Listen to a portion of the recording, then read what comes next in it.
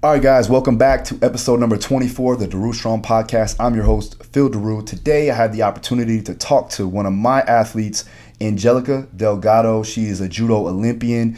She has been competing in judo for over 15 years at the international level. She's 11th ranked in the world, but also she's number 1 ranked in the nation. So it was good to talk to her about how she started in judo, and we also went into detail on what judo is and how you can progress in the sport. Oh, but before we go ahead and do that, I want to make sure that we thank our sponsors, ReviveSups.com. Go ahead and check them out, Revive MD. If you go on there, you check out my very own Fight Stack. It's comprised of vitamin D3, collagen, fish oils, and then also an adrenal fix. This is good for performance, but also recovery. So go ahead, check that out. Go ahead and use the discount code DaruStrong20 at the checkout to get 20% off your final purchase. And then also, if you haven't done so, if you haven't checked out my online mentorship course, if you are a coach looking to increase your knowledge base, understand the methods and protocols that I use for all my athletes, go ahead and check out my very own mentorship course that's online that you can get access to for life if you sign up now in the link in the description. Now, let's get on to the interview. Welcome to the Daru Strong Podcast. Daru Strong Podcast. Let's go. Mind over matter. Put your mind somewhere else and keep going. That little voice in your head is trying to stop you from getting to where you want to be. Be successful and keep moving forward. With your host and world-renowned strength and conditioning coach, Phil Daru. All right, episode number 24. Angelica Delgado. She's here. She's in the building. You guys may have seen her before on some of my videos. You check out my YouTube. The greatest female Olympian athlete I've ever had, because she's the only Olympian I've ever had. I'm the only one. What's going on, Angie? Hi. It's a little different. It's a little different now because, you know, obviously we are training together. We've been training together for what, 3 years now? Almost 3 years. Yeah. It'll be like 3 years in November, I think. Cool. Yeah. And I finally got you on the podcast. Yeah. Are you mad about that? I was like the last on the list, basically, the bottom tier. I only had 2 on my podcast. Relax. Yeah. I think so. Yeah, you're good. I got it. You're number 2. Maureen was the first one. She was loud and almost somewhat obnoxious. Ate the mic. She ate the she mic. She wasn't obnoxious. Okay, don't get mad at me, Mo. All right, she's gonna hear this and be mad. Yeah. Okay, so you're great. You're wonderful. You're awesome. Angie, how are you doing today? I'm good. So, for the listeners that don't know, which they should, if they're following me, they should know you. What was your beginning? Like, how did you start with judo, and how did you get to where you're at now? Well, it's a little repetitive now, but I started judo when I was 9 years old. My dad was on the national team in Cuba, so both my parents are from Cuba. Mm-hmm. They met here, though, in the United States, and that's where I was born. I was born in Miami. I basically found like an old judo gi, is what we call like the judo uniforms, an old judo gi of his, like all tattered and worn in the closet, and I was like, oh, Dad, what's this? And he started teaching me in the backyard of our house. Nice. And I never stopped since, so I've been doing judo since I was 9, so 20 years now. It's been a long time. What was like the beginning when you started? Did you like take to it right away, or is it something that you had to work towards? I mean, I liked it just because it was a challenge.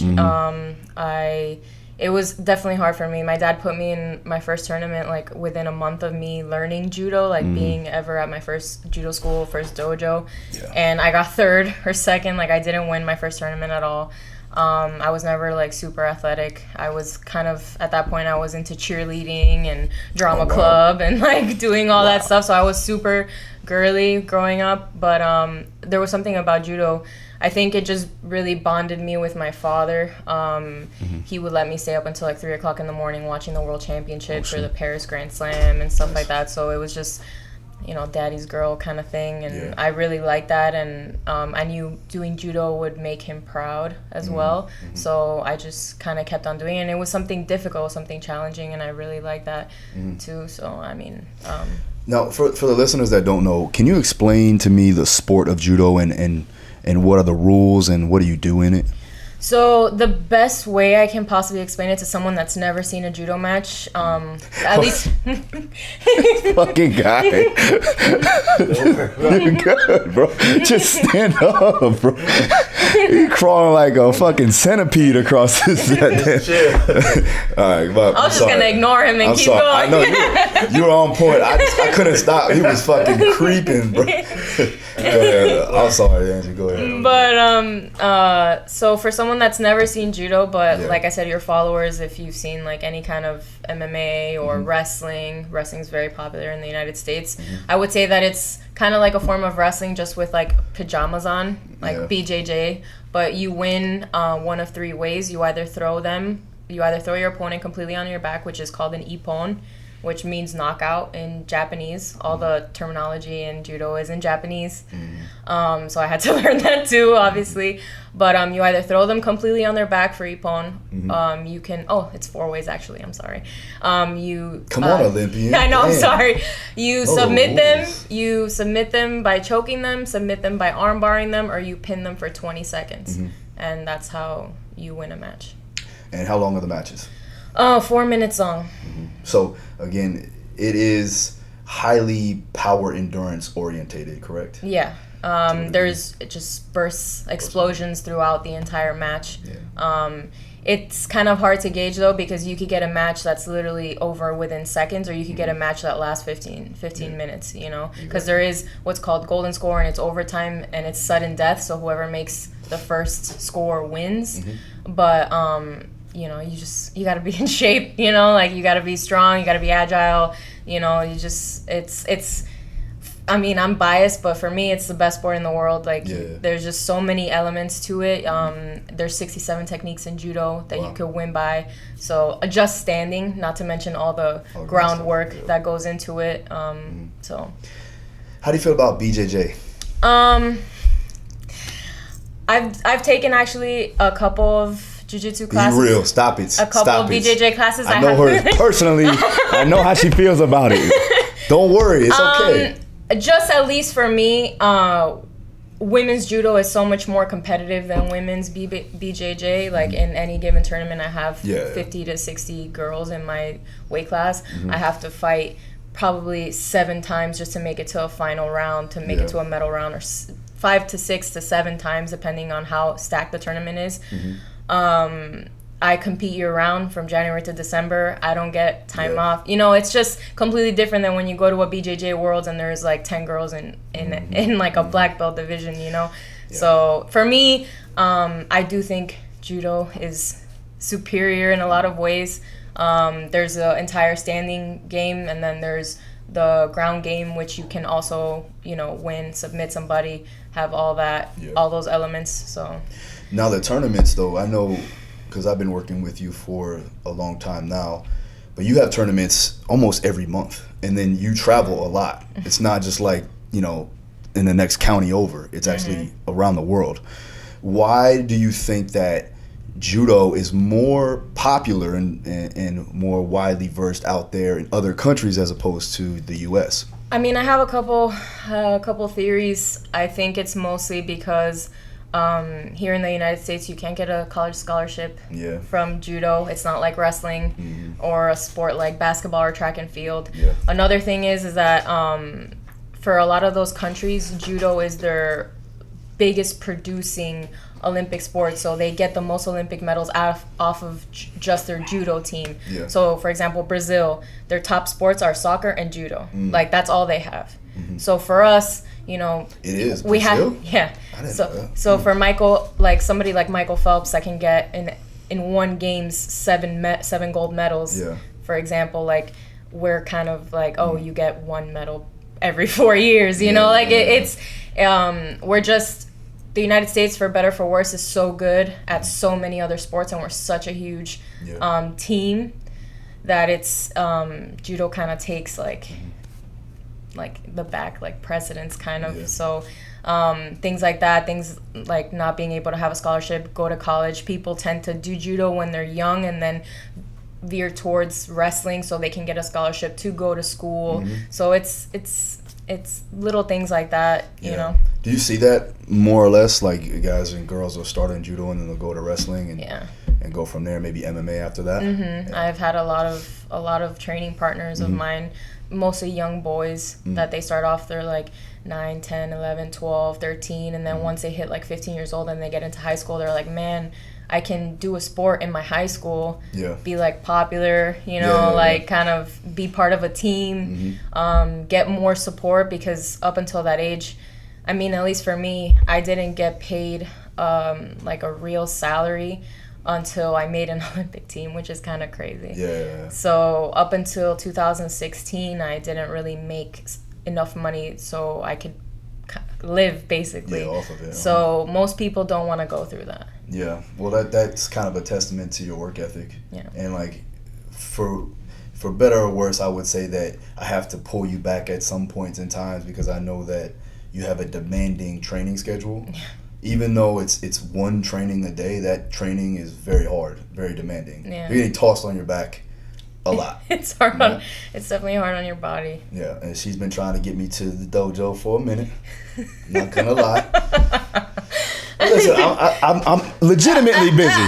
I'm legitimately busy. Ain't it right, D?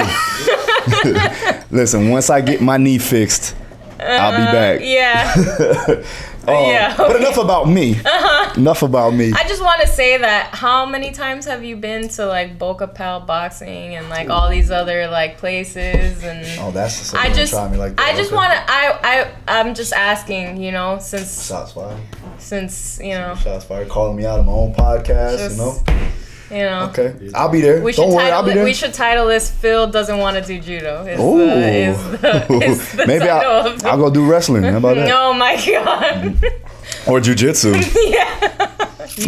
Yeah. Drag around. Oh, there it is. Butt scoop my way into victory. That's it. That's it. That's what I'm gonna do. All right. So, I forgot my place. So you've had some interesting teammates over the years, correct? I would say, Kayla Harrison, then you had Ronda Rousey, obviously, right? How were they as teammates? I know that they're I would say, they're definitely competitive, obviously, and they're talented. How were they as far as teammates goes?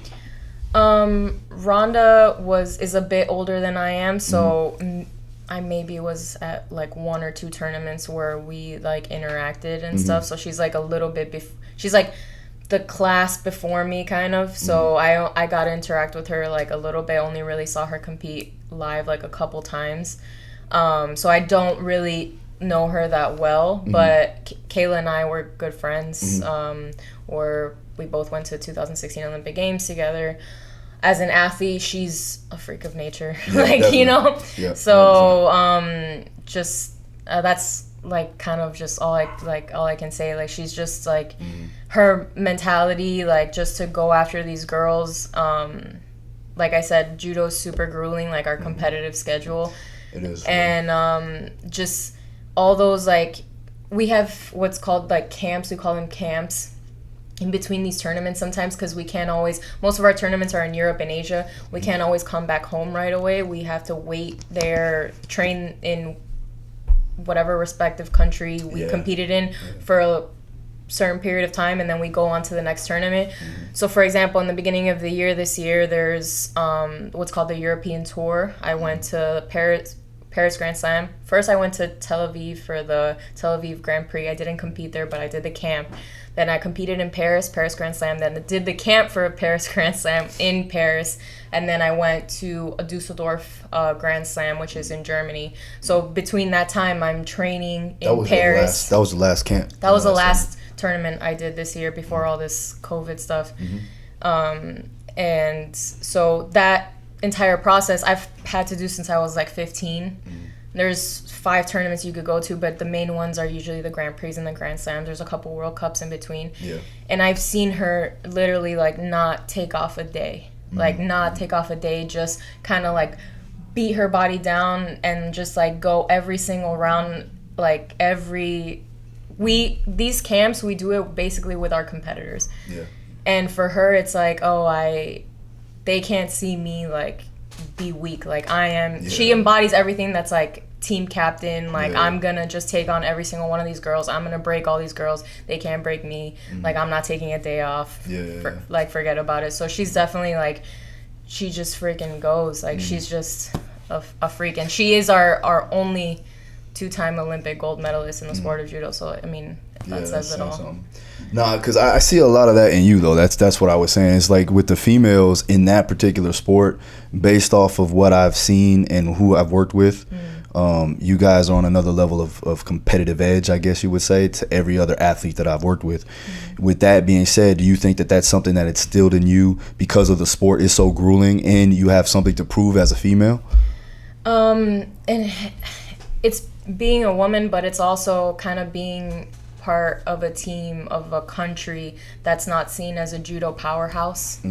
So we have to kind of deal with that. We go to these camps or tournaments sometimes and we might not have a coach. We might not have a physio or somebody to tape up our knee or tape up our ankles. Like, I learned how to tape up my own ankles, my own fingers, like all this stuff really young because I knew a lot of the time on the road I was going to be on my own. That makes you really strong, you know? For sure. That makes you see all these other girls, all these other teams that have everything at their disposal, you know? They travel with their strength and conditioning coach, with their dietitian, with just anything that you could possibly imagine. But there comes a point in time where you have to say kind of, excuse me, but fuck that. Like, I know I'm better. I know I'm more athletic. And if they had to go through half of what I've been through, they wouldn't even be here. So... Yeah, that makes sense. I mean, for me, like, even when we tried to get me to come travel with you guys, it's still like a hard. God damn. This is fucking. Fuck it up. It's all right. It's all right. Take 14. It's okay.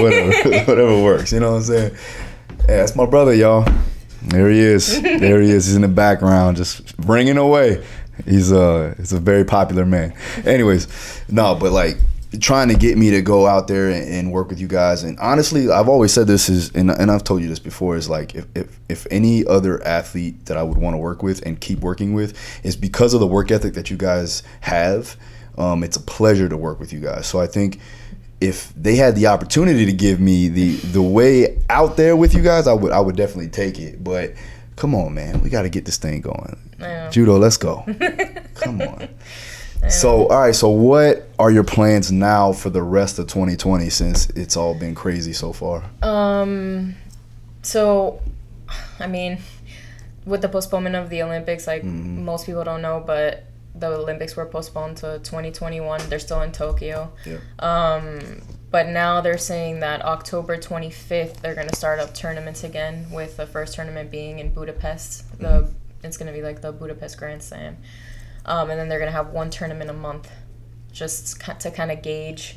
So I'm going to probably be in Budapest, and then November will be the Pan American Championships in Montreal, which will be close, thank God. But I don't think there's going to be any spectators or nothing. I'm just waiting to see when the IJF like finally announces that, and if there's going to be Olympic qualifying points, because that's another thing. All these tournaments, Grand Prix and Grand Slams, are worth the most amount of points, along with obviously the World Championships. But before you do that, let's go over the point systems. Yeah, I was just gonna say that it's kind of like tennis. I mean, the more slams you win, the better your ranking is. And in order to qualify for the Olympics right now, men and women, male and female divisions, you have to be top 22 in the world in order to qualify for the Olympics. In your division. In each respective division. Before 2016, it was the top 14 in the world. So it was just that much harder. They opened up a couple slots for women by taking away a couple slots for men. So now we're even. Who do they take? What do they take out for the men? Before, the men were like top 26 or something like that. Top 26, top 27, which is still like incredible. Like, for example, in Alex's division, the men's 73 kilogram division is the most contested men's division in the world. And just at World Championships, there was like almost like 100 something guys. So you have to fight like 9 times in one day to make it into a medal round. So well, he's good though. Like, if you guys don't know Alex Turner, he's another one of my judo athletes. Also, her significant other who said to on my DMs when I asked the question, what type of questions do you have for her, he slid into the DM and actually told me, is she gonna do the laundry this morning? So did you do the laundry this morning? Okay, there you go. I did not do the laundry this Told morning. you, Alex, man, sorry. But yeah, I could see that because what's that, 170 somewhere around there? Yeah, so. That's like a very it's a big weight class for any combat sport in general. So and most it's always men stacked. weigh that. Yeah, it's always stacked. Either 155 to 170. That's just stacked divisions. So okay, so now in order to get to, let's face it, what everybody's trying to get to, the Olympics, how do we go about doing that? I am in a position where I can say like I'm good right now. I'm number 11 in the world, so like I'm in kind of a sweet spot. You know, like if the Olympics were today, I would be qualified. However, I wanted to keep competing after I got my last Grand Slam medal was in Germany, the last tournament of this year, basically. Like after that, everything was shut down in March. But I wanted to continue to keep competing. I wanted to go to like Moscow Grand Slam in like Russia and do all these other tournaments just so I could get inside the top 8 seeding, because then you get seeded for the Olympics and you know, you get a better draw. I mean, nothing is a good draw. You have to be prepared to beat anybody on any given day, but it's definitely better to get somebody that's unseeded first and kind of warm up for the day. You get an upper hand a little bit. Exactly. Sure. So that's my plan. Like I want to compete as much as possible. There's also the fact that I haven't made weight in like 4 months, 5 months. So not on her own. Listen, we haven't been training. We've been training, but we haven't been competing. That's why. It's the Rona. So. There it is. So that fucking happened. Yeah, but just because of that, you know, like I just getting back into like the swing of things. Competing is different. So. Yeah, let's go that. We can't just trip over that. I will say this: you did have coronavirus. She made it. She made it. I'm okay. Thank God she made it. Yeah, I'm okay. You know? How was that? How was that experience? It was tough, just mentally, putting everything off for a month. It was a little more than a month, like 5 weeks. But I've never taken that much time off from training. Yeah. So it was just kind of like, telling myself like I'm gonna be all right. Like if I take a month off, like I'll be okay. Like I'll get back into the swing of things. It's okay to kind of be out of shape and then get back into shape, because even after the Olympics in 2016, I only took like 3 weeks off maybe, and then I was back on the mat. So I honestly think it did you. Wasn't the greatest thing ever, obviously, right? But it did somewhat of a good thing, because you came back and you didn't lose any strength. Right, you still had your conditioning to a degree, but you didn't lose any strength from the numbers perspective. Right? Conditioning, I'd say you fucked up that. But and you gained a little weight. But I'll say it wasn't. It actually is playing to your advantage now. We just got to bring the weight down, right? Yeah, I mean, I just had to tell myself like, don't stress out. Like you'll be okay. Like. You know, like you can't take away like the wisdom of so many years of doing the same thing, you know, so just like relax. I have to like keep, you know, every week I feel a little bit better, so it's all right. I hear you. All right, so I did want to ask you this. When it comes to training and competing, who's more competitive, you or Alex? It's funny because we were at the Olympic Training Center in Colorado one time. Like we were just, I've known him for a couple of years, but just from like the distance, like I just knew him. Like I was never really like close to him. But we were training one time before World Championships in Colorado Springs, and there was an ice bath. And we kind of like did a little challenge, and me and him were the only 2 people left in the ice bath. And I always tell him like, I let you win the contest, because I was there for like 25 minutes. And I was like I'm kind of sick of this, like I'm just gonna get out. And he swore he won, but I really just I let you win. But so we're both super competitive, but I tend to not let things go. Like he's definitely more like anyone that knows us, like he's the more like calm, easygoing, you know. We're both equally as competitive, but I'm definitely like I'm I get like and actually that's funny because it kind of goes with your styles too a little bit. Damn, I keep hitting this fucking thing. I gotta get used to this thing. I'm used to having it on the desk and it goes like this. It's like fucking my hands and shit. I talk a lot with my hands. Yo, cut that out, I guess. I don't know. Whatever. No, just keep rolling. Keep rolling. But yeah, I could see that because like you're very like fast twitch and he's predominantly slow twitch. Slow. And He's calling me slow. Guys, I mean, there's a lot of things that I'm like, why the fuck he can't get this down? like, why is your technique like?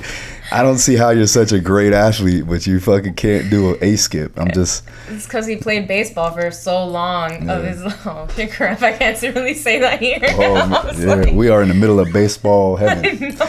No, but Alex, like when it comes to conditioning, like Alex has it. He's top notch. I think like he was one of my only guys to hit marks in his VO2 max higher than 60. His like lung heart rate, lung capacity is like crazy. Has a high VO2 max and he definitely has great oxygen utilization. So that's a testament to again being slow twitch dominant. That's why I get so mad at him. Cause at practice I'm like, you have like a whole other gear. Like I'm like 2 years. I'm 2 years older than him. Yeah. And I feel like he started off competing in judo like way later than I did. My parents like shipped me off to Europe when I was like 15. Oh shit. And I started competing like internationally and like at the senior level like when I was 15, 16. Obviously for boys it's a little bit different. A 15-year-old boy can't really measure up against like a 20-something-year-old man that's like in the prime of his life.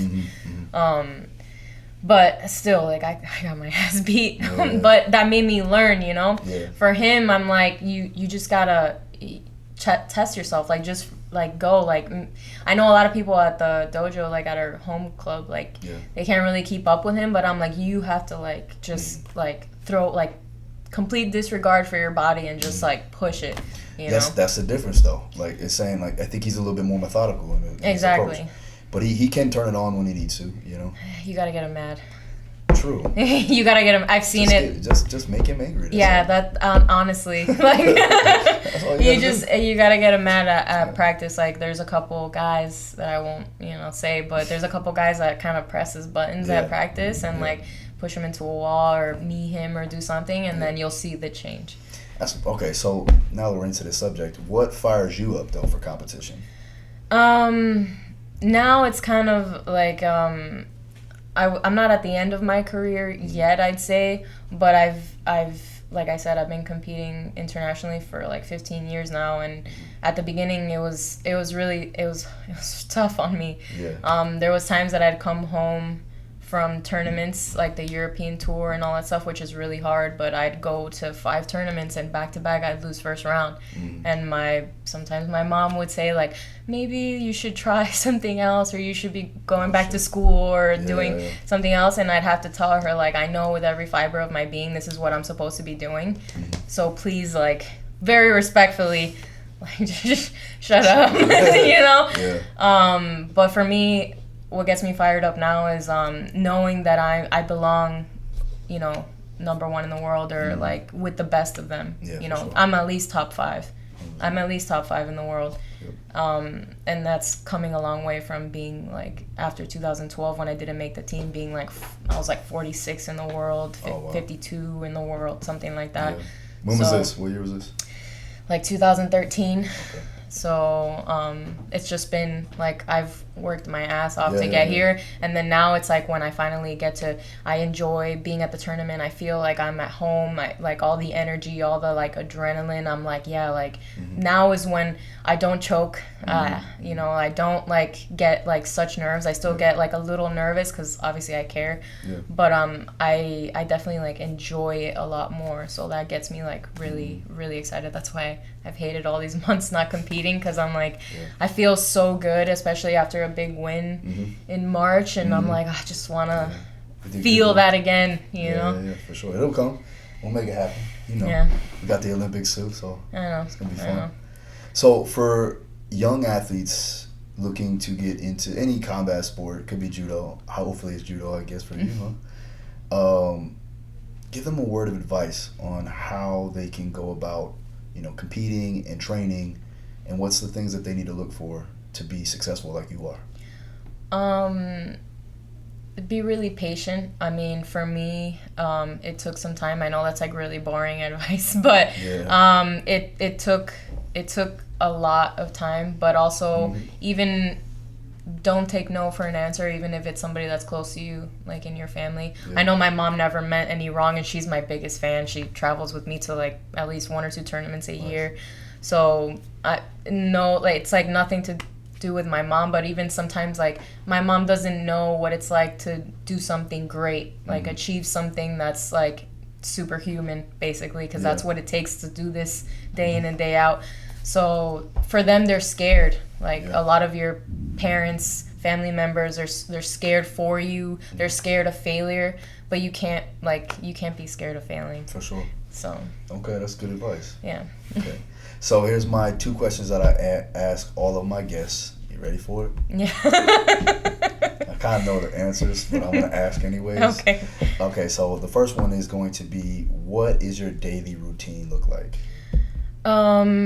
Okay, so my daily routine, for example, today, I woke up, ate breakfast, went to my sports psych in South Miami, GPG Sports Labs. I went to my sports psych for an hour, came back, I ran, just did like a little trot, because Mondays I don't have you, and I'm kind of heavy.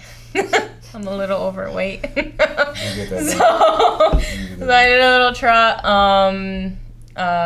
Usually I go online. I'm in school right now. I go to FIU, Florida International University. Did a little online schooling. Probably just Mondays is not that bad for me because I don't have you. So I go to practice at 7, and from 7 to 9 I have like judo practice, and then I come home, and that's about it. But Tuesdays, however, I come here. If I don't go to my sports hike in the morning, I'll like obviously do schoolwork, do something like that, or I'll do some like mental training at home. I have like some FitLight stuff or some like neural tracker, like stuff I do online, like hand-eye stuff, or eye-hand, I don't know how to say it. I got you, hand-eye coordination. It's all right. Stuff like that. Or I'll do some like schooling again, and then I have you at 2. So from like 2 to 3:30, I have strength and conditioning, and then I go home. I eat a little bit of something, maybe have some Cuban coffee. I'm trying to kick the addiction, but and then at 7, it's not as bad as me. Don't worry. Yeah, and then at 7 I have judo practice from 7 to 9 every single day, same time. Every day. Every single day. Yeah. Monday through Friday, and then sometimes we have Saturday practice, but lately, thank God we haven't because I have you. That's right. I have you Saturdays. We're hard on Saturdays. Usually go back to the stadium too soon. It's gonna happen. No. Yeah, it's happening. Please, no. It's open now. All right, you gotta bring Carlos so I don't feel so bad. Oh man, we just calling them all out today. We won't discuss that. Fucking shots fired all over the place around here. All right. Actually, Jake didn't finish last time. Again, shots fired. Fuck it. Just calling them out, though. We're not gonna name names. I guess Jake possibly. Not gonna name names. All right. Second question. Let's get the fuck out of here before she starts calling other people out. The last one is gonna be a hard one. I give this to everybody. Okay. So think about it. What does a strong person? What is a strong individual? And what does the word strong mean to you? So what is the definition of a strong person? Overcoming adversity. Yeah, like that for me is. Yeah. It's just day to day. Yeah. Yeah, like being for me. I even tell myself that, like, that's a way for me to pump myself up before tournaments. Yeah. I look at these girls, a lot of the time I'm training in the same facilities as most of my competition, and I look at them and I'm like, I'm like, this bitch, you know, because I don't know your names individually. No, I do. But I'm like... Talking about them all, man. Everybody can get it. I'm like, this girl, like... You know, like, she doesn't have the qualities that I have. She can't, like, do what I do, you know? So for me, it's like, they don't train as hard as I do. So stuff like that always, you know, if they knew, like, all the stuff that I have to do on the day-to-day, all the, like, things that I do for myself, like I'm a true professional, like I have to, you know, like just all these things, little instances, like little wins that I have throughout the day that I like keep tally of, and I write up, and I'm like, I'm proud of myself for doing this today, and I got all these things done today, and all that adds up. So for me, like overcoming adversity, overcoming all these tasks, like barriers, hurdles, whatever you want to call it, for me is like the mental toughness is like for sure being strong. You're basically getting those little wins throughout the day, throughout the weeks, throughout the months, so that the big win can come at the end. Exactly. Right. Getting the goals accomplished for the end goal at the end of the day. Exactly. Right? All right, so thank you, Angie, for calling every single one of the guys that train with us out. They're gonna love that. And again, make sure you let them know where they can find you on your Instagram and all that stuff. At Juji Angie, at JUJI_Angie, ANGIE. You can check out some of Angie's videos on my YouTube channel. Just go to Phil Daru Strong. I am Phil Daru. This is the Daru Strong Podcast, episode number 24. Angie, thank you for coming on. I'll see you tomorrow. Thanks for having me. Don't call anybody else out, please. Peace.